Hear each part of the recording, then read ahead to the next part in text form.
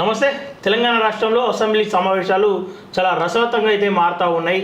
దాంట్లో భాగంగా ఈరోజు ఎస్సీ వర్గీకరణ పైన కావచ్చు, అలాగే బీసీ కామారెడ్డి డిక్లరేషన్ ఏదైతే ఉందో దాంట్లో భాగంగా బీసీ 42% ఏదైతే ఇస్తామన్నారో దానిపైన చర్చలు అయితే జరుగుతూ ఉన్నాయి. సరే, మాట్లాడే ప్రయత్నం చేద్దాం. మనతో పాటు ప్రొఫెసర్ గాలి వినోద్ కుమార్ సార్ గారు ఉన్నారు. సార్ నమస్తే. సార్ చెప్పండి, ఈ ఎస్సీ వర్గీకరణ ఎట్టకేలకు కంప్లీట్ అంటే ముగింపు దశకు వచ్చింది అనుకోవచ్చా, లేదంటే ఇంకా కొనసాగింపు ఏమన్నా ఉందా? ఏం కొనసాగింపు లేదు, అది చట్టబద్ధత వచ్చేసింది దానికి. కాబట్టి చట్టం వచ్చేస్తే నెక్స్ట్ వచ్చే ప్రతి నోటిఫికేషన్ కూడా అది అమలవుతుంది. సాటిస్ఫాక్షన్ ఉన్నారా? నేను 100% ఉన్నా, 100% సాటిస్ఫాక్షన్ ఉన్నా. నేను మందకృష్ణ లాగా కాదు. ఎందుకంటే మందకృష్ణ 30 ఏళ్ళుగా మోసం చేస్తున్నాడు మాదిగ జాతిని. ఎక్కడైనా ఒక సమస్యకు పరిష్కారం అనేది ఎప్పుడైనా సరే ప్రపంచం మొత్తంలో, ఇక్కడే కాదు ప్రపంచం మొత్తంలో 100% సాటిస్ఫాక్షన్ ఏ చట్టంలో ఉండదు. ఓకే, ఏ చట్టం అనేది తీసుకోను. సో కాబట్టి ఈ 9% అనేది ఇవాళ 2011 జనాభా ప్రకారంగా మాదిగలకు వాళ్ళ జనాభా ప్రకారంగా వచ్చిన వాటా. ఓకే. సో దాంట్లో మనము 2025 జనాభా ప్రకారంగానో లేకపోతే 24 జనాభా ప్రకారంగా అంటే 18% మనకు ఉంది. కాబట్టి అప్పుడు పెంచడానికి స్కోప్ ఉంటుంది. ఓకే, అది కాలేదు కదా. అది చేయాలంటే ఎవరు చేయాలి? మళ్ళీ రాష్ట్రం చేసే అధికారం ఉండదు, మళ్ళీ పార్లమెంట్ చేయాలి. సో కాబట్టి ఇవాళ బీజేపీ వర్గీకరణ కేంద్రంలో చేయకుండా కేంద్రంలో బీజేపీ చేసి ఉంటే రాష్ట్రాలలో కూడా అమలవుతాయి కదా. మరి కృష్ణమాదేవి గారు కేంద్రంలో చేయించకుండా, బీజేపీతో చేయించకుండా సుప్రీంకోర్టు వాళ్ళ బీజేపీ వల్లనే వచ్చిందని చెప్పి ఓ సాకు, కుంటు శాఖ అది. ఆ సాకుని చెప్పి ఆయన ఇవాళ కేంద్రంలో యూజీసీ ఉద్యోగాలు లేవు, యూపీఎస్సీ ఉద్యోగాలు కానీ, తర్వాత అన్ని కేంద్ర ప్రభుత్వ శాఖలు, రైల్వేస్ కానీ చాలా పెద్ద పెద్దవి కదా ఇవన్నీ. సో ఇట్లా లక్షలాది ఉద్యోగాలు రావాల్సి ఉండే. మరి ఇప్పటికైనా కూడా ఆయన చిత్తశుద్ధి ఉంటే ఇక్కడైతే రాష్ట్రంలో అయిపోయింది. పార్లమెంట్ మీద పోరాటం చేయాలి, పార్లమెంట్ మీద పోరాటం చేయాలి. మాతో 30 ఏళ్ళుగా చలో ఢిల్లీ మమ్మల్ని తీసుకుపోయినావు, మేము పోయినాం వచ్చినాం. మరి ఇప్పుడు చలో ఢిల్లీ చేసినవి, చలో పార్లమెంట్ ఇంతవరకు చేసినవి, అదే పార్లమెంట్లో చట్టం ఎందుకు చేపిస్తలేవు? ఓకే, సరే, మీరు సాటిస్ఫైడ్ ఉన్నా అని చెప్పేసి మీరు అంటా ఉన్నారు వర్గీకరణ పైన. కానీ ఈ ఏదైతే ఇప్పటి వరకు జీవో ఇష్యూ అయ్యేదాకా ఆగకుండా గ్రూప్స్ ఫలితాలు విడుదల చేసిరు, దానిపైన మరో పోరాటం చేయబోతా ఉన్నామని మందకృష్ణ మాదిగ మొన్ననే ప్రకటించిండు. దానివల్ల మాదిగలకు అన్యాయం జరుగుతూ ఉందని చెప్పి చెప్తా ఉన్నాడు.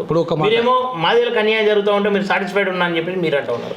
ఎవరి వాదన కరెక్ట్? ఇప్పుడు నాయకుడు అనే వాడికి ఎప్పుడు విజయం ఉండాలి. ఓకే, అవునా? చట్టం తెలిసి ఉండాలి. అవును. ఇవాళ చట్టము తెలిసిన వాడినన్నా కనుక్కోవాలి. మరి చట్టం తెలిసిన వాడిని కనుక్కోవైతివి, నీకు చట్టం తెలియదు. చట్టం తెలిసిన వాడిని కనుక్కోవు, మరి ఎట్లా దీనికి అమలు అవుతుంది? ఇప్పుడు గ్రూప్ 1లో అమలు కావాలంటే ముందు నోటిఫికేషన్లలో వచ్చి ఉండాలి ఈ అంశం. అప్పటి వరకు ఇది రాలేదు. రెండవది ఆర్డినెన్స్ అన్న తెచ్చి ఉండాలి. ఆర్డినెన్స్ తెస్తా అని ఆయన అసెంబ్లీలో ప్రమాణం చేసిండు. మరి నువ్వు ఆర్డినెన్స్ తెమ్మని చెప్పి ఎందుకు కొట్టాలే? అప్పటికి ప్రిలిమ్స్ ఎగ్జామ్ అయింది. గ్రూప్ 1 ఓన్లీ ప్రిలిమ్స్ అయింది, మెయిన్స్ కాలేదు. గ్రూప్ 2 కాలేదు, గ్రూప్ 3 ఎగ్జామ్ కూడా కాలేదు. అటువంటిప్పుడు నువ్వు ఆర్డినెన్స్లో కనుక వర్గీకరణ చట్ట ప్రకారంగా మేము అమలు చేసి ఇవాళ రిజల్ట్స్ ఇస్తామని చెప్పి ఆర్డినెన్స్ తెచ్చి ఉంటే 2011 జనాభా, కొత్త జనాభాతో పని లేదు కదా. 11 జనాభా ఆల్రెడీ ఉంది కదా. ఇప్పుడు ఈ షమీమ్ అఖ్తర్ కమిషన్ వేయాల్సిన అవసరం కూడా లేదు నా దృష్టిలో. ఎందుకు లేదు అంటున్నానంటే, షమీమ్ అఖ్తర్ కమిషన్ వల్ల కొత్తగా జనాభా పెరిగింది కూడా ఏం లేదు. అవునా? ఉన్న జనాభానే ఆయన ఎట్లా పంచిండు అంతే, గ్రూపుల వారిగా పంచిండు అంతే. అదేదో అప్పుడే పంచితే అయిపోతుంది అక్కడ. అవునా? సో చీఫ్ సెక్రటరీ కూడా చేయొచ్చు ఆ పని. సో కాబట్టి ఆ రోజు ఆర్డినెన్స్ కనుక తెచ్చి ఉంటే గ్రూప్ 1లో ఉద్యోగాలు వచ్చేటివి, అన్నిట్లలో వచ్చేటివి. ఇవాళ చేయమని చెప్పి కొట్లాడింది ఎవరు? అప్పుడు ఆర్డినెన్స్ తెమ్మని చెప్పి కొట్లాడింది ఎవరు? ఆయన తెస్తా అన్నాడు, ఆయన చేయలేదు. కానీ కొట్లాడాల్సింది ఎవరు? మందకృష్ణనే కదా. మరి ఎందుకు కొట్లాడలే? నేను కొట్లాడినా, నేను అడిగినా. నేను షమీమ్ అఖ్తర్ కమిషన్ కంటే ముందే ఇది మీరు ఆర్డినెన్స్ తెమ్మని అడిగిన. షమీమ్ అఖ్తర్ కమిషన్ కూడా ఇచ్చిన ఆర్డినెన్స్ తెమ్మని, ఇది దీంట్లో అమలు కావాలని చెప్పేసి గ్రూప్ 1, గ్రూప్ 2, గ్రూప్ 3లో. మరి ఇవన్నీ నీకు తెలిసి చేసినావా, తెలియకుండా చేసినావా? ఒకవేళ నీకు ఇప్పుడు చట్టం ఇలా ఆల్రెడీ అయిపోయింది, దీన్ని ఈ గ్రూప్ 1లో ఎట్లా అమలు చేస్తారో చెప్పండి. మీరే చెప్పండి, ఒక జర్నలిస్ట్గా మీరు చెప్పండి. నోటిఫికేషన్లో లేదు. స్వయంగా రేవంత్ రెడ్డి అసెంబ్లీ సాక్షిగా ఏవైతే జరిగినటువంటి ఈ పోటీ పరీక్షలు ఉన్నాయి వీటన్నిటిలో కూడా ఆ వర్గీకరణను అమలు చేస్తా, ఆ దిశగా నడిపిస్తా అని చెప్పి చెప్తా ఉన్నాడు. ఆర్డినెన్స్ తెస్తా అన్నాడు, ఆ పదం వాడిండి ఆయన. ఆర్డినెన్స్ తెచ్చి అమలు చేస్తా అన్నాడు. ఈ ఆర్డినెన్స్ తేకుండా ఆగినాక నువ్వెందుకు మాట్లాడలేదు మందకృష్ణ అన్న? ఓకే. ఒకటి నువ్వు పోయి మాట్లాడింది ఏంటిది, ఈ మాదిగ వ్యతిరేకి అయినా మాదిగని ఎన్నడూ చెప్పుకొని ఈ ప్రొఫెసర్ కుమార్ అన్నట్టు ఆయన మాదిగలతో చెప్పు దెబ్బలు తిన్నాడు విద్యార్థులతో. ఓకే. అట్లాంటి ఆయనకి వైస్ ఛాన్సలర్ కావాలని పోయి అడిగినావు. ఆర్డినెన్స్ గురించి ఎందుకు అడగలే? ఎందుకు అడగలే? ఓకే. ఏం ఒప్పందం నీకు కుమార్కు? ఏం మాదిగ జాతి పట్ల ఏనాడన్నా ప్రేమ చూపెట్టిండా? ఏనాడన్నా ఉద్యమంలో పాల్గొన్నాడా? ఇవాళ మొత్తం నియంతృత్వ జీవో తీసుకొచ్చి నియంతృత్వ ఆర్డినెన్స్ సర్క్యులర్ తీసుకొచ్చి ఇవాళ మాదిగ జాతిని, మాదిగ విద్యార్థులే కదా ఎక్కువ శాతం ఉందాడా, కొట్లాడుతుంది వాళ్ళే కదా. ఇవాళ వాళ్ళకు ద్రోహం చేస్తూ వాళ్ళని మాట్లాడకుండా చేస్తున్నది. అట్లాంటి వాడికి నువ్వు సపోర్ట్ చేసి వైస్ ఛాన్సలర్ తెప్పించినావు. నువ్వు అదే అడిగినావు కానీ ఆర్డినెన్స్ అడగలేదు. తప్పు నీది. తప్పు నువ్వు చేసి ఇలా రేవంత్ రెడ్డిని మాత్రం అంటే తప్పేంది? ఇలా బీజేపీ కోసం అంటున్నట్టే కదా. అంటే గాలి వినోద్ కుమార్ ను కాంగ్రెస్ మాట్లాడిస్తుంది అనుకోవచ్చా? మరి 100% కాంగ్రెస్ మాట్లాడించాల్సిన అవసరం నాకు లేనే లేదు. ఎందుకంటే గాలి వినోద్ కుమార్ కాంగ్రెస్ మనిషి కాదు. కాంగ్రెస్ అమ్ముడు పోడు, బీజేపీకి అమ్ముడు పోడు, బీఆర్ఎస్కి అసలే అమ్ముడు పోడు. ఈ అమ్ముడు పోయే జాతి కాదు. అంబేద్కర్ వారసుని నేను. ఇట్లా ధైర్యంగా బొమ్మ పెట్టుకుని నిలబడమని మాధకృష్ణ ధైర్యంగా చేయమను. అమ్ముడు పోయే జాతి కాదు ఇక్కడ అంటున్నా. నన్ను ఎవడు కొనలేడు కూడా. సో అందుకే నేను ఏమంటున్నా అంటే నిజాయితీగా మాట్లాడడం అలవాటు నాకు. 30% రిజర్వేషన్ 30 ఏళ్ళుగా నువ్వు మాదిగలి మభ్య పెట్టుకుంటా ఇవాళ అయిన దాన్ని కూడా ఇవాళ సాటిస్ఫై లేకుండా ఇవాళ ఒకవేళ వాళ్ళు చేసిన చట్టం చేసినప్పుడు ఓట్లు అడుగుతారా? మరి బీజేపీ ఓటేమని చెప్తావు కదా నువ్వు? ఎవరికి ఓటేమని చెప్పాలి నువ్వు? కాంగ్రెస్ చెప్పాలి కదా. మరి నువ్వు ఉద్యమం చేసింది నువ్వు కదా, మా వర్గీకరణ పోరాటం చేసింది. ఇవాళ చెప్పాల్సింది ఎవరిని? వాళ్ళ బీజేపీకి మేలు జరిగే విధంగా వీళ్ళ వాళ్ళ కాలే. లేకపోతే ఏమంటాడు మావాడు గోవింద్ నరేష్ ఏమని రాస్తాడు, ఆయన ఏమని మాట్లాడతాడు అంటే ఆపరేషన్ సక్సెస్ పేషెంట్ డెడ్. నేనేమంటానంటే ఆపరేషన్ సక్సెసే, పేషెంట్ కూడా సక్సెసే ఇద్దరు. ఎందుకంటే వర్గీకరణ 30 ఏళ్ళ పోరాట ఫలితం. 9% మా దగ్గరకు రావాలి, వచ్చింది. ఈవెన్ రోస్టర్ పాయింట్ కూడా మా దగ్గరకు వచ్చింది. అసలు నేనైతే ఉపకులాలకే ముందు రోస్టర్ పాయింట్ ఇవ్వాలంట. ఎందుకంటే మాదిగలో అంతో ఇంతో బెనిఫిట్ అయింది. అస్సలు బెనిఫిట్ కాదు వాళ్ళు కదా, అక్కడికి వెళ్ళి రోస్టర్ పాయింట్ స్టార్ట్ కావాలి కదా. కానీ మాదిగలకు కూడా రోస్టర్ పాయింట్ ఇచ్చారు. ఇలా ఫస్ట్ రోస్టర్ పాయింట్ ఇచ్చింది మనకే, మాదిగలకే. మరి ఇక మాదిగలకి ఎక్కడైనా ఏం జరిగిందండి? చెప్పండి. ఏదేమైనప్పటికీ వర్గీకరణ అంశం క్లోజ్ కాబోతా ఉంది అనుకోసా. 100% క్లోజ్ కావాలి. దీన్ని మళ్ళీ ఇప్పుడు పార్లమెంట్లో ఆయన నిజంగా చిత్తశుద్ధి ఉంటే, మాదిగల పట్ల ప్రేమ ఉంటే కృష్ణాన్నకి ఆయన పార్లమెంట్లో చట్టం తెచ్చేదాకా ఇదే ఢిల్లీ మీద పోరాటం చేయమని బీజేపీ మీద పోరాటం 100%.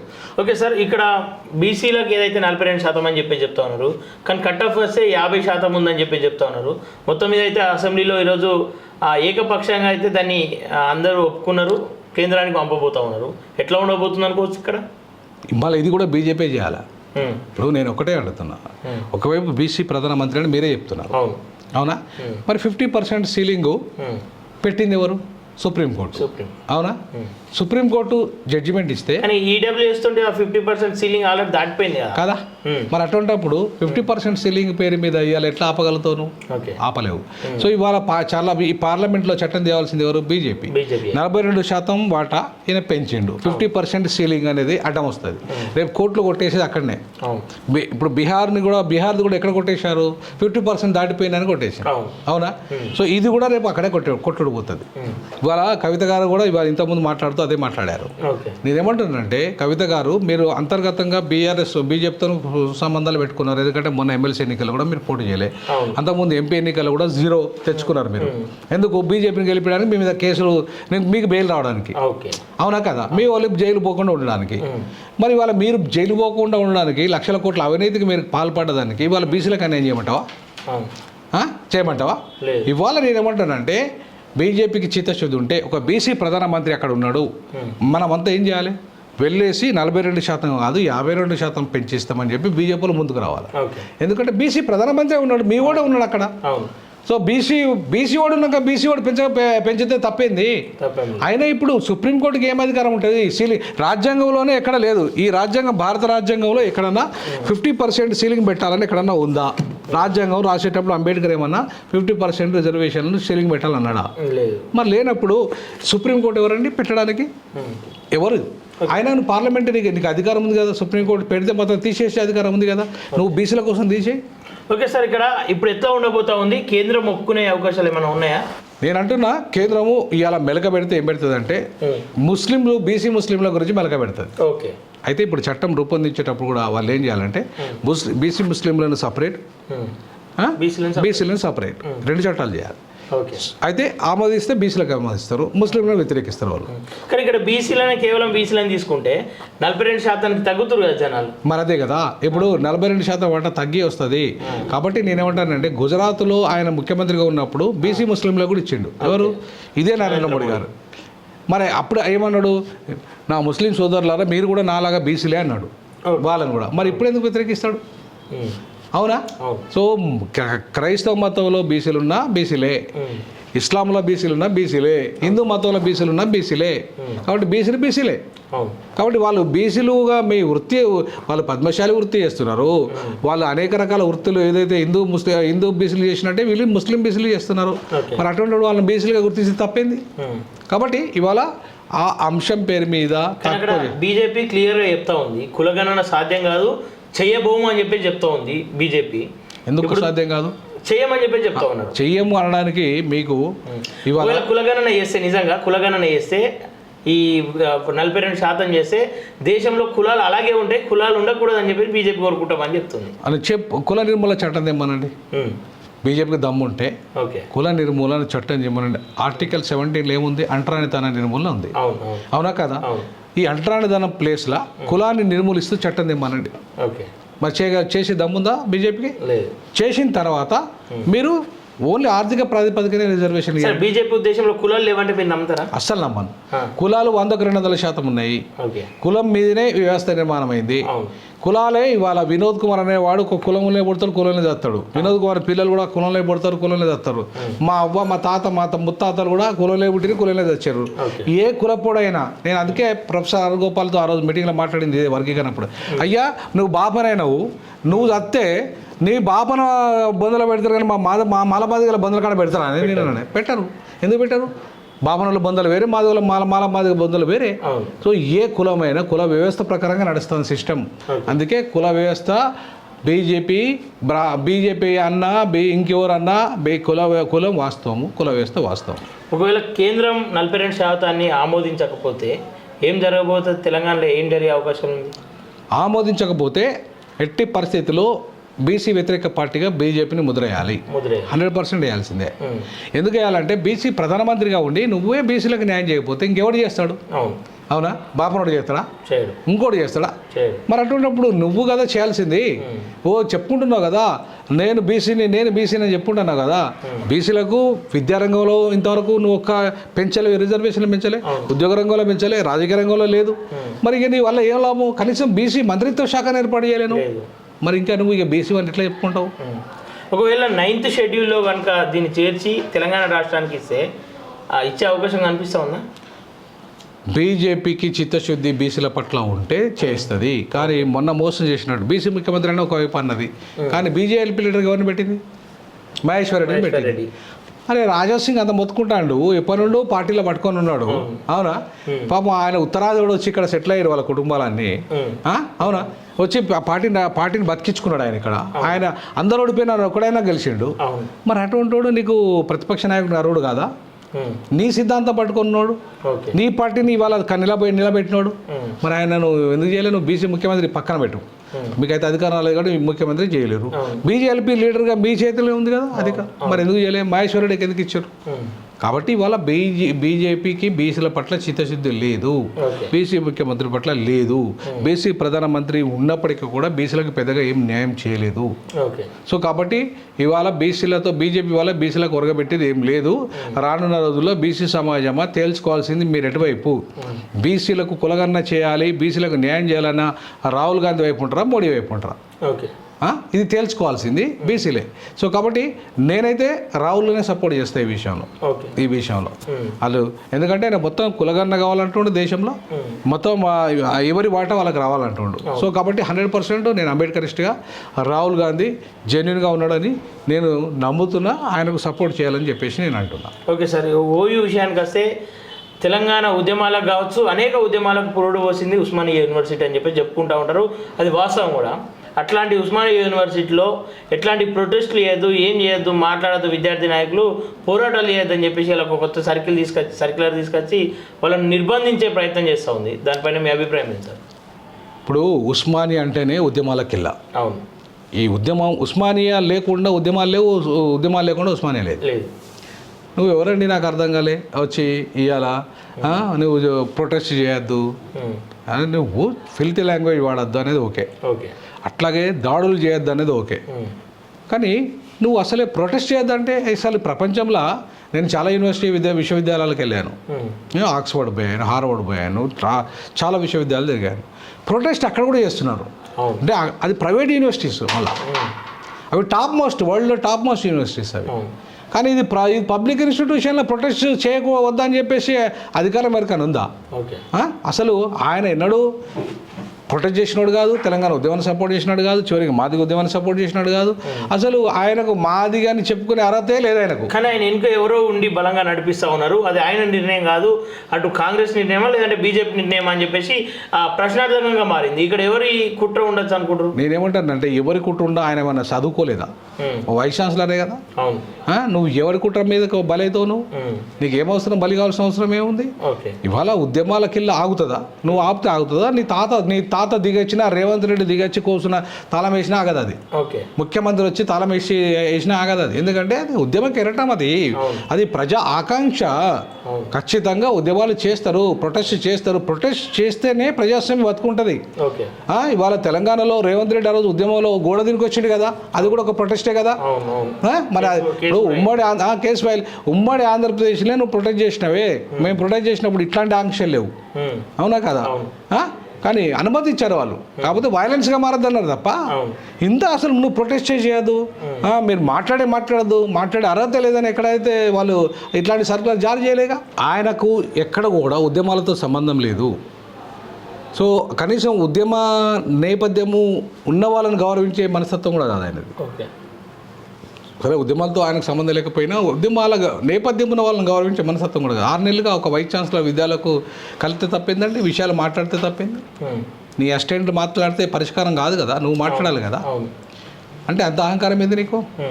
ఇవాళ ఎక్కడికి వెళ్ళి వచ్చినావు నువ్వు అదే విశ్వవిద్యాలయంలో చదివినావు కదా, మరి నీకెందుకు అంత విద్యార్థులతో మాట్లాడితే నీకేది పోయేది ఉంది? మనం ఏం తప్పు చేయనప్పుడు ఎందుకు విద్యార్థులు మనల్ని అంటారు? ఇవాళ నిన్ను చెప్తాను ఎందుకు కొట్టిన ఆ రోజు, నీ స్టూడెంట్ ఎందుకు కొట్టిండు? నేను అప్పుడు SC/ST సెల్ డైరెక్టర్. ఇప్పుడు కూడా మన విద్యార్థులతో బాగుంటే నేను 20 ఏళ్ళు పనిచేసిన ప్రొఫెసర్గా, మరి ఏ విద్యార్థి నా మీద ఎందుకు తిరుగుబాటు చేయలే? నేను ఒక డీన్ హోదాలో ఉండి ప్రొటెస్ట్ చేసిన, ప్రిన్సిపాల్ హోదాలో ఉండి ప్రొటెస్ట్ చేసిన, తెలంగాణ ఉద్యమంలో పార్టిసిపేట్ చేసిన. కానీ అకాడమిక్స్లో ఎక్కడ వెనకబడలే. ఎక్కడ మీరు నీలాంటి వాడు కనీసం కులం పేరు చెప్పుకోవు, నువ్వు ఆ కులం కోటలో మాత్రం వైస్ ఛాన్సలర్ పదవి కావాలి నీకు.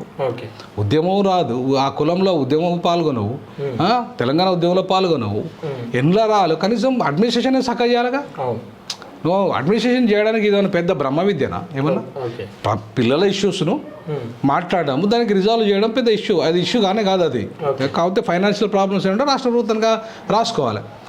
నువ్వు అసలే మాట్లాడద్దు, నీ సమస్యలే పట్టుకు నువ్వు ప్రొటెస్ట్ చేయొద్దు, నేను డిక్టేటర్ను, నేను మొత్తం ఇది నా బాబు జాగిర్ అన్నట్టుగా ఉంటే ఇది బాబు జాగిర్ ఎవరిదన్నా? You are not a owner of the Osmania university, you are only the custodian of the university. You don't have the right to stop any protest. Protest is a fundamental right of a citizen of this country. ఆ విషయాన్ని vice chancellor గమనించాలి. ఖచ్చితంగా అర్హత లేని vice ఛాన్సలర్కు అధికారం ఇచ్చాడు ఎవరు? రేవంత్ రెడ్డి. కులము అనేది ఆ కులంలో కూడా అద్భుతమైనగా అనుకోగా ఉన్నవాళ్ళు, ఉద్యమాలలో పార్టిసిపేట్ చేసిన వాళ్ళు, అన్ని విషయాలు విద్యార్థులతో మంచి సంబంధాలు సత్సంబంధాలు ఉన్న వాళ్ళు కూడా ఉన్నారు. వాళ్ళకి ఇవ్వకుండా ఈయన కీడలో ఉన్న అంతర్యం ఏందో నాకు అర్థం కాలేదు.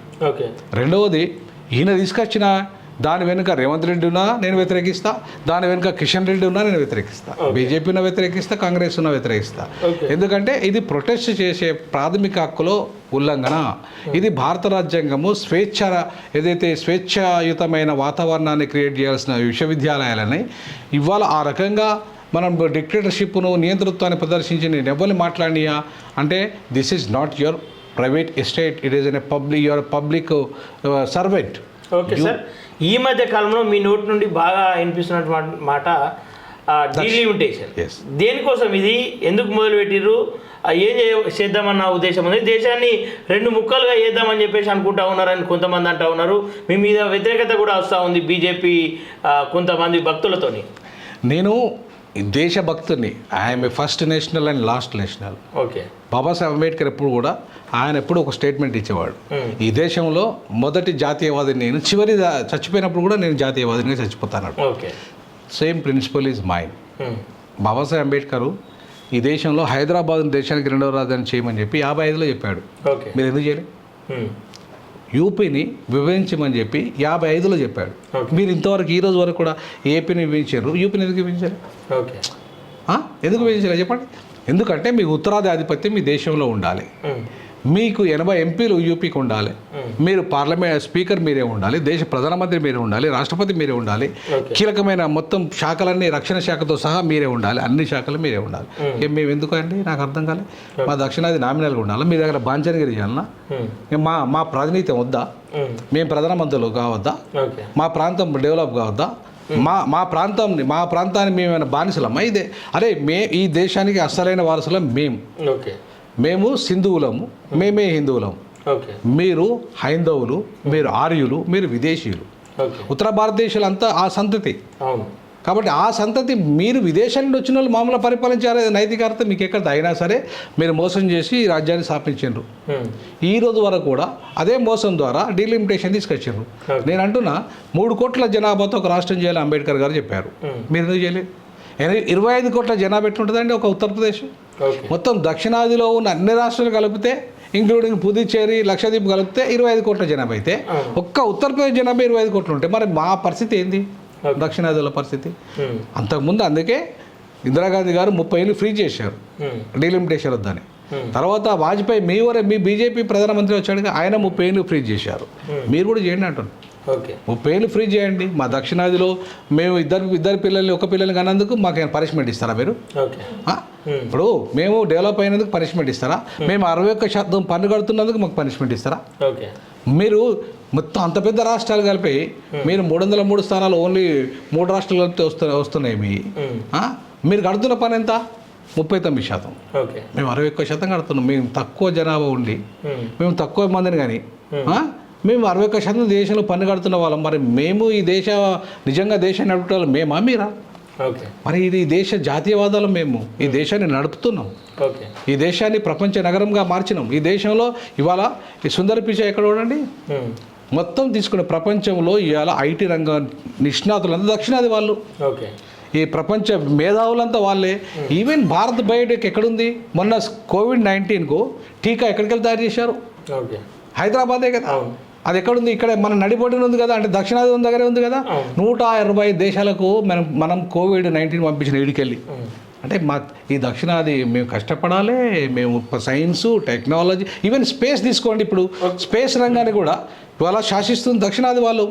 ఒకవేళ హైదరాబాద్ను రెండో రాజధానిగా ప్రకటిస్తే ఈ పోరాటాలు ఆగిపోతాయా, లేదంటే దీన్ని కొనసాగిస్తారా? లేదు, హైదరాబాద్ దేశానికి రెండో రాజధాని చేయడంతో పాటు డీలిమిటేషన్ ఫ్రీ చేయాలి. 30 ఏళ్ళు ఫ్రీ చేయాలి. 30 ఏళ్ళు ఫ్రీ చేసిన తర్వాత 3 కోట్ల జనాభాతో ఒక రాష్ట్రం చేయాలి. అప్పుడే ఈ దేశంలో ఈ అసమానతలు పోతాయి. రాష్ట్రం చేసి ఆ 3 కోట్ల జనాభాకి ఇవాళ మీరు సంపదను కూడా పంపిణీ చేయాలి, నీటి వనరులను పంపిణీ చేయాలి, సో అధికార పంపిణీ కూడా చేయాలి, మీ బడ్జెట్లు కూడా వాటా కేటాయించాలి.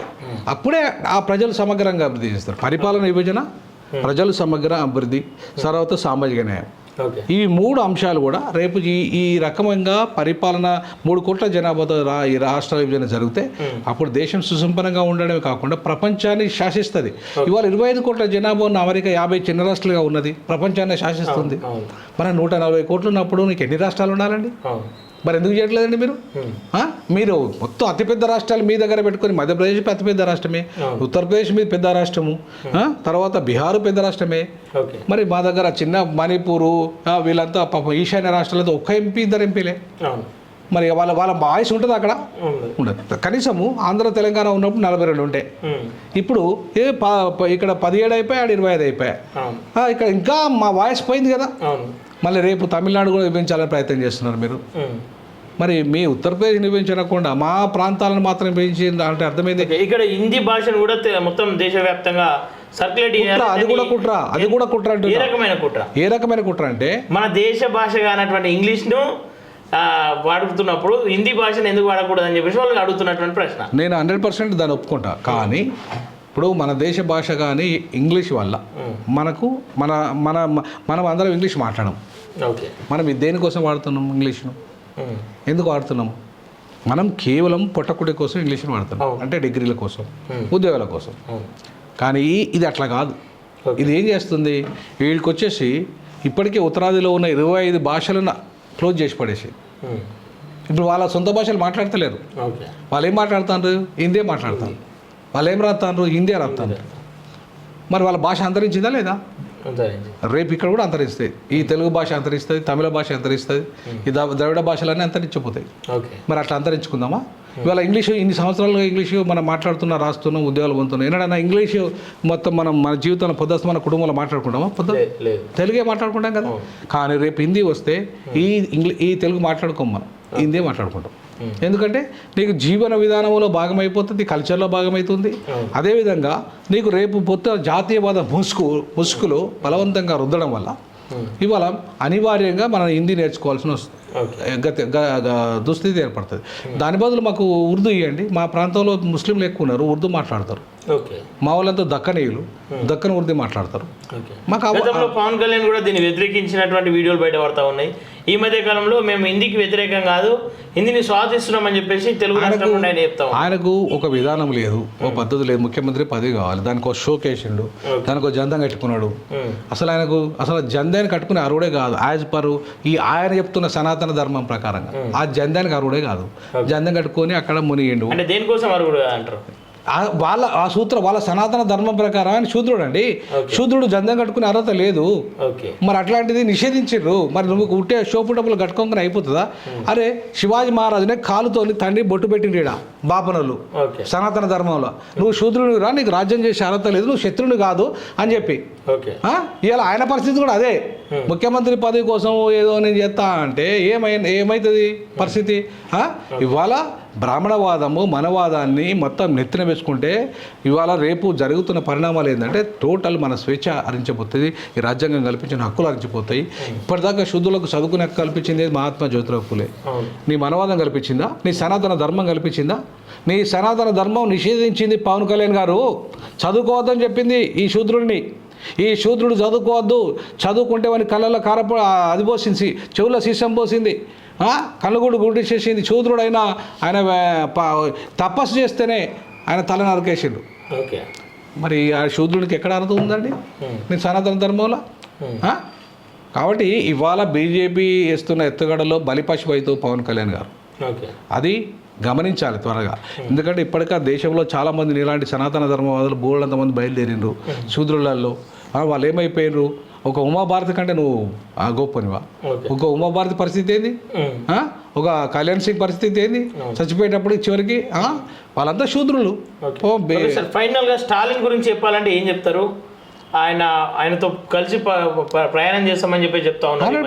100% చేస్తాము. ఎందుకంటే ఆయన నిజమైన జాతీయవాది. ఆయన ఏమంటాడు? మా ప్రాంతంలో మా భాష, మీ ప్రాంతంలో మీ భాష. ఎవరి భాష వాళ్ళు మాట్లాడుకోవాలి, ఎవరి పాలన వాళ్ళు చేసుకోవాలి, దేశం అనేది సమైక్యంగా ఉండాలంటున్నాడు. తప్పేముందన్న? నేను అదే కోరుకుంటున్నా. ఇది సమైక్య భారతదేశం. కలిసే ప్రయత్నం చేస్తున్నా. ఈ మధ్యలో ఏమన్నా కలుస్తాను, గ్యారంటీ కలుస్తాను.